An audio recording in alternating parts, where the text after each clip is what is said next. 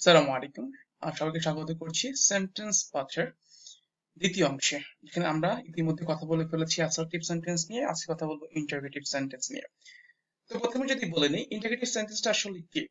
আমরা প্রত্যেকে জানি প্রশ্ন করা বোঝায়, অর্থাৎ যে বাক্য দিয়ে প্রশ্ন বা জিজ্ঞাসা বোঝায় সেটা হচ্ছে ইন্টারোগেটিভ সেন্টেন্স। এখানে যেটা দেওয়া হয়েছে সেটা হচ্ছে যে প্রশ্ন এবং জিজ্ঞাসামূলক বাক্যকে বলা হয় ইন্টারোগেটিভ সেন্টেন্স। আমরা এটা প্রত্যেকে জানি। যেমন যদি এখানে বলি যে ডু ইউ গো টু, আমরা যদি এখান থেকে বলি, এটাকে বাদ দিই, এটা হতে পারে এখান থেকে বললাম যে do you go to school, তুমি কি স্কুলে যাও? আপনি বলতে পারেন জাস্ট এটা একটা প্রশ্ন, কিন্তু এটা। দেন ক্যান ইউ কুক, তুমি কি রান্না করতে পারো? এটা কিন্তু একটা প্রশ্ন। তাহলে কোনো প্রশ্ন বা জিজ্ঞাসামূলক বাক্যকে বলা হয় ইন্টারোগেটিভ সেন্টেন্স। এখন দেখেন, এটা একদম ভালো করে মাথায় গেঁথে নেন। এটা পারলে আপনার 50% হচ্ছে যে সেন্টেন্সটা, ইন্টারোগেটিভ সেন্টেন্সটা হয়ে যাবে। বিষয়টা কি? প্রশ্ন করা মানেই, মানে ইন্টারোগেটিভ সেন্টেন্স মানে অক্সিলারি ভার্ব বা মডেল ভার্ব সবার প্রথমে আসবে। I repeat the line. প্রশ্ন করা মানে, ইন্টিগ্রেটিভ সেন্টেন্স করা মানে আপনি হচ্ছে যে অক্সিলারি ভার্ব বা মডেল ভার্বকে সবার প্রথমে নিয়ে আসবেন।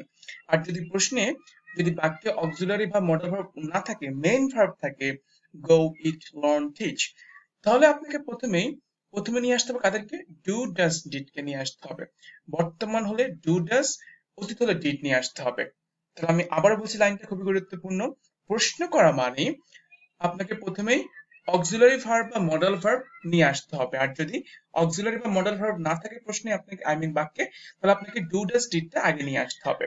তাহলে এখন দেখেন, আমরা একটু হচ্ছে যে অক্সিলারি ভার্ব এবং মডেল ভার্ব গুলো আরেকবার দেখে নেই।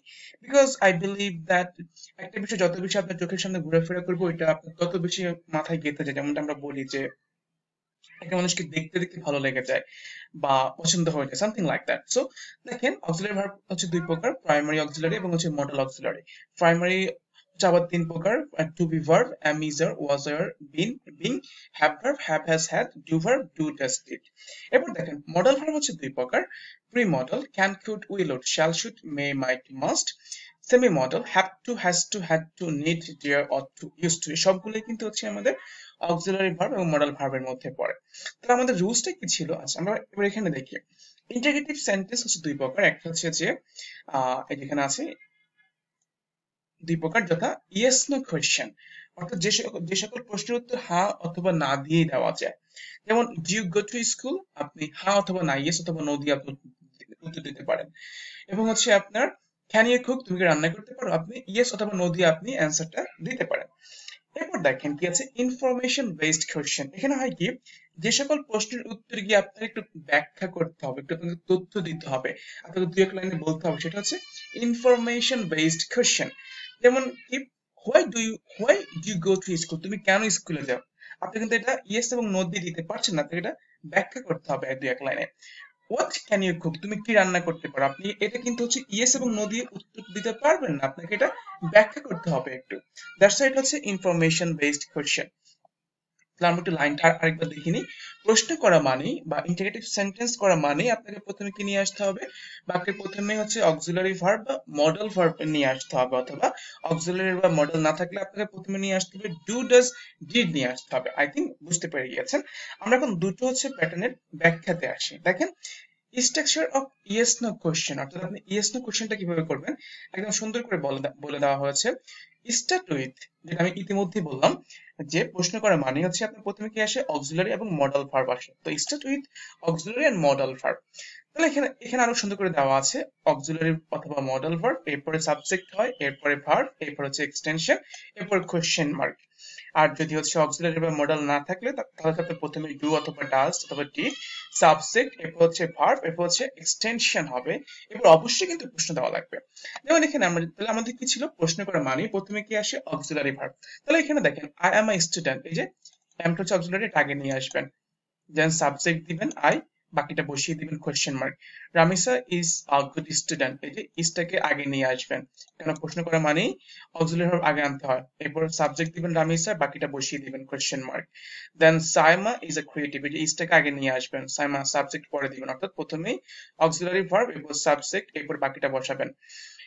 দেন কি হচ্ছে এখানে? এখানে ইজটা হবে না আর, creative ground.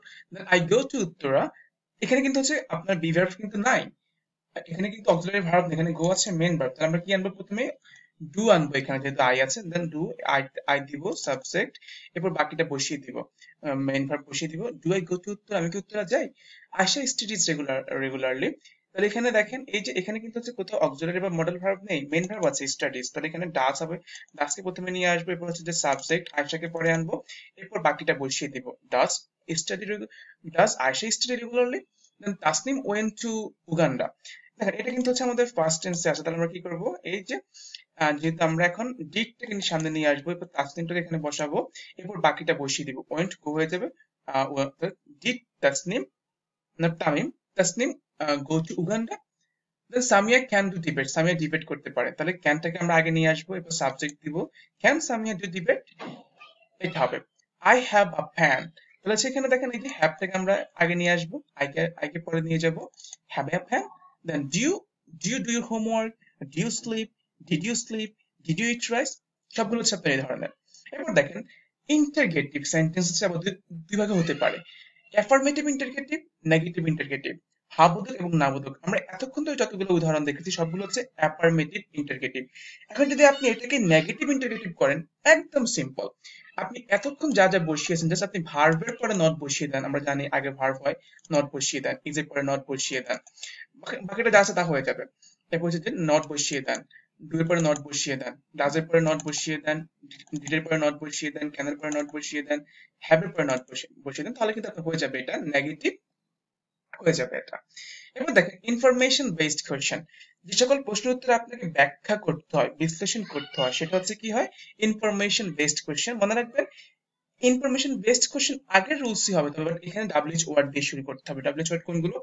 What, when, where, how, why, how much. তাহলে দেখেন এরও কিন্তু হচ্ছে, দেখেন আগের প্যাটার্নটাই কিন্তু আছে, আমরা একটু আগে যে প্যাটার্নটা শিখেছি, এখানে যে প্যাটার্নটা আমরা শিখেছিলাম একটু আগে, এই যে অক্সিলারি ভার্ব মডেল, দুঃখিত, auxiliary verb modal verb subject verb extension, ঠিক সেম ফর্মুলা এখানেও আছে। দেখেন ঠিক সেম ফর্মুলা এখানে, auxiliary model subject main verb question mark, শুধু এখানে এক্সট্রা কি হয়, প্রথমে হচ্ছে ডাব্লিউএইচ ওয়ার্ড গুলো আসে, অর্থাৎ আপনার প্রসঙ্গক্রমে যেটা প্রাসঙ্গিক সেটা আপনার সেই ডাব্লিউএইচ ওয়ার্ড এখানে আরো আছে, সেটা আরো আসতে পারে। তো যেমন এখানে what do you do on your weekends, অর্থাৎ আপনি কি করেন, জাস্ট এই যে দেখেন এটা হচ্ছে আপনার yes no question, just what দেওয়ার কারণে এটা হয়ে যাবে ইনফরমেশন বেসড কোয়েশ্চেন, অর্থাৎ আগের প্যাটার্নটাই থাকবে, আপনি এখানে জাস্ট ডাব্লিউএইচ ওয়ার্ড অ্যাড করবেন। Then why should we learn English, দেখেন শুড উই লার্ন ইংলিশ, আপনি এটা কিন্তু জাস্ট হচ্ছে কি হতো, আপনার ইয়েস নো কোশ্চেন হতো, should we learn English, yes we should, অথবা ইয়েস অথবা নো, এটা হচ্ছে আপনার ইয়েস নো কোশ্চেন।